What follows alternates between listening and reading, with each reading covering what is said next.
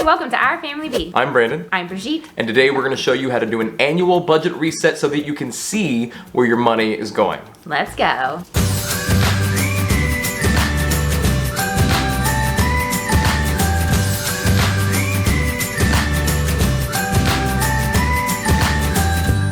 One of the best decisions that we made when we first got married was to go through Dave Ramsey's Financial Peace University.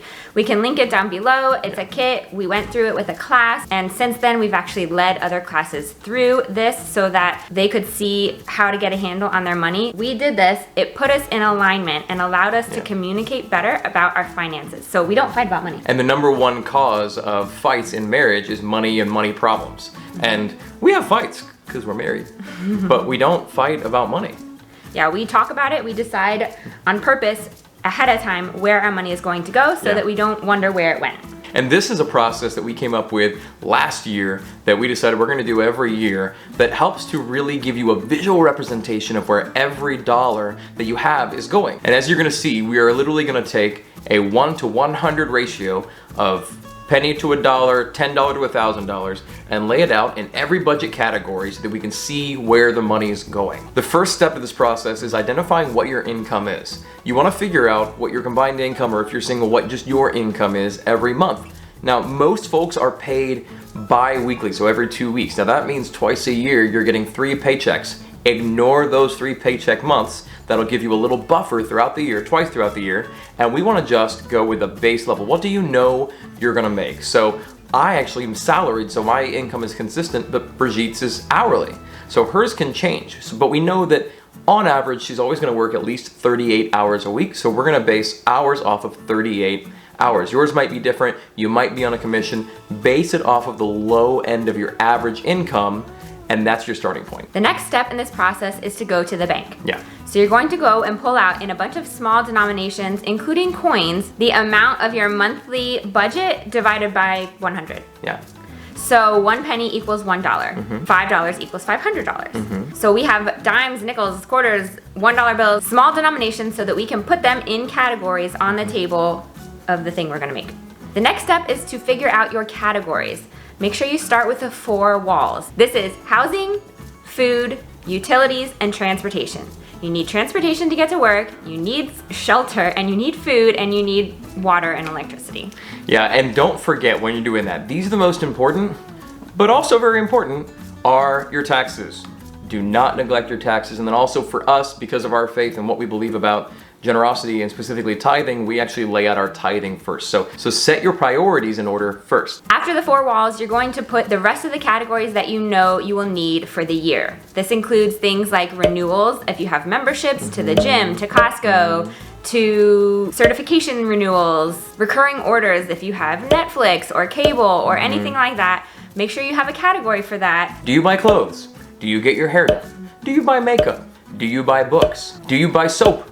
All of these things might go in categories together. They might have their own category. You've got to figure out what's going to work best for you and your family and your budget. And then you're going to lay it out on the table. So we have masking tape, and we're going to make a grid on our farmhouse table here, and we're going to show you how we do it. For us, we've got 70 budget categories. I know that seems like a lot, but we've been doing this for years, and for us, it helps it to be the most clear. So we're gonna lay out a 7 by 10 grid. You might have 10, 15, 20 categories, whatever it is. Lay out your grid on the table, evenly spaced, and then go ahead and label each of your boxes. We're going to label our categories now.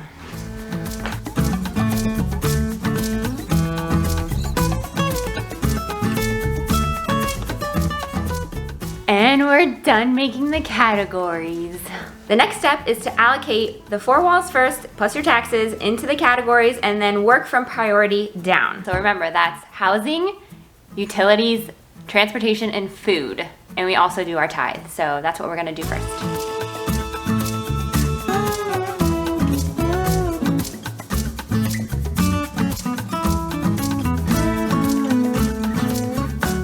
Okay, we've done rent, and our renter's insurance is required here, so we also did that.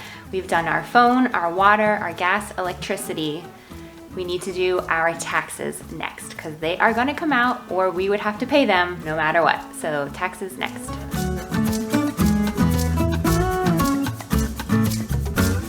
Our other big ticket item is the kids' school, because they're in daycare. You know, he's in VPK4 still, so it's kind of daycare / tuition because we can't send them to free school yet. So we're gonna do that right now because it's one of the largest expenses of us for the month, so school.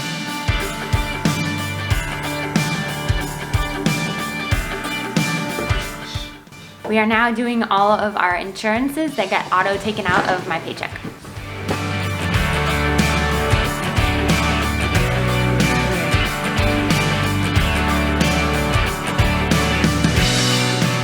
Also, side note, February is a really good month to do this because our insurance changed, and so the amount that's pulled out is different than it was last year. So it really gives us a chance to project into the future because we have all of January already and we can base it off of that month.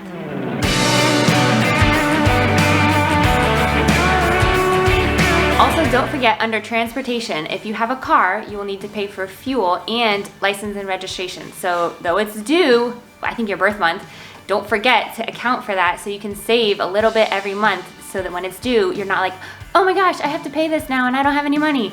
You've been saving for it all along, so don't forget to put that in your monthly expenses. I know I've mentioned this in other videos, but our food is different from our household goods, and household goods would include things like toilet paper, paper towels, toothbrushes, toothpaste, shampoo, conditioners. And the reason is that I like to separate them because some of the things you can really get creative with and lower your expenses with.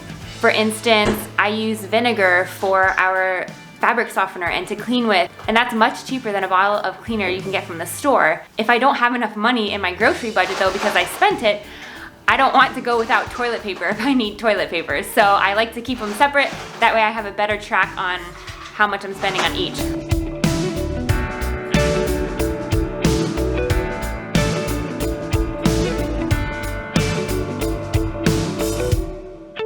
So when you get down to the nitty-gritty and you're down to categories that maybe you don't need to fund or you're gonna pause for a little while, we just use little cups like this and we just put them face down to know that we're not gonna fund anything into that category.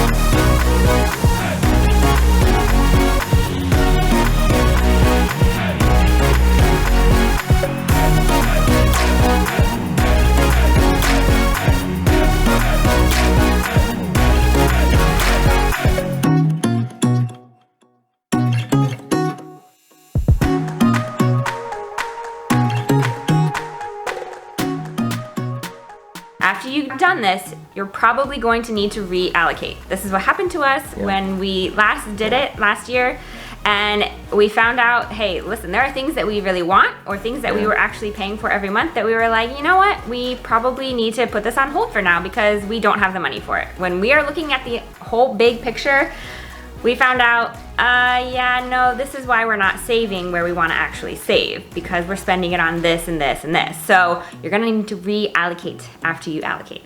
Yeah, so look around at what you've got. You might see that you're actually, in the end, like 10 bucks short of what you probably need for gas for the month. Well, maybe you put too much in your eating out category. Go ahead and slide a dime, or $10 in this case, over into your gas category.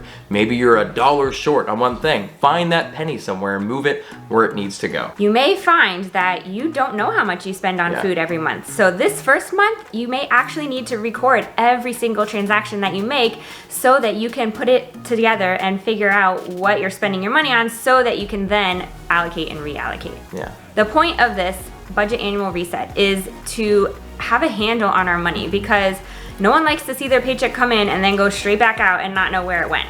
The plan of a budget is so that you can have freedom. It's to say to your money, you are going here and not going there, and you can be in control.